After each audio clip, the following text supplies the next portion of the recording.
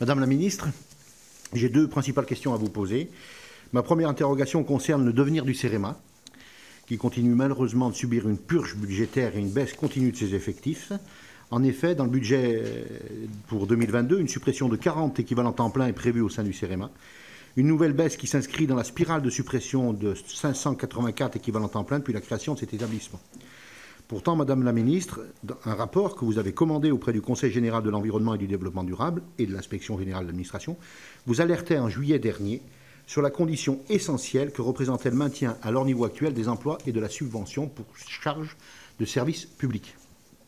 L'urgence climatique et la multiplication des aléas climatiques et des risques industriels nécessiteraient pourtant la mise en place d'une véritable politique de prévention des risques aux côtés des collectivités territoriales, avec des moyens humains adaptés et renforcés.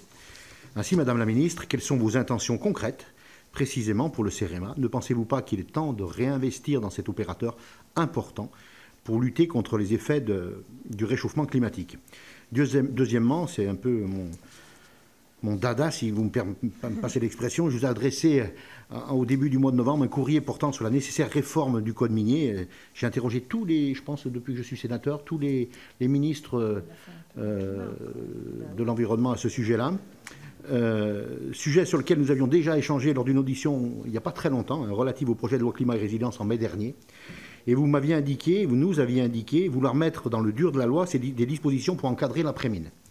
Ouais. Malheureusement, les problématiques de l'après-mine ont uniquement été abordées à travers des ordonnances dans cette loi.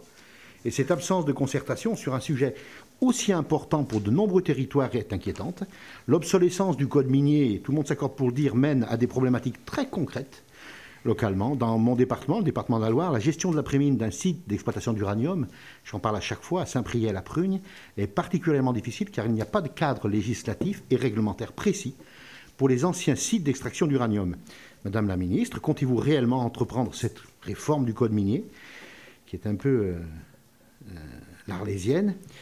Et dans le cadre de vos pouvoirs réglementaires, pourriez-vous transmettre aux autorités compétentes une définition précise des normes à appliquer pour la gestion de l'après-mine des anciens sites d'extraction d'uranium? Je vous remercie, Madame la Ministre. Et merci, Madame la Présidente.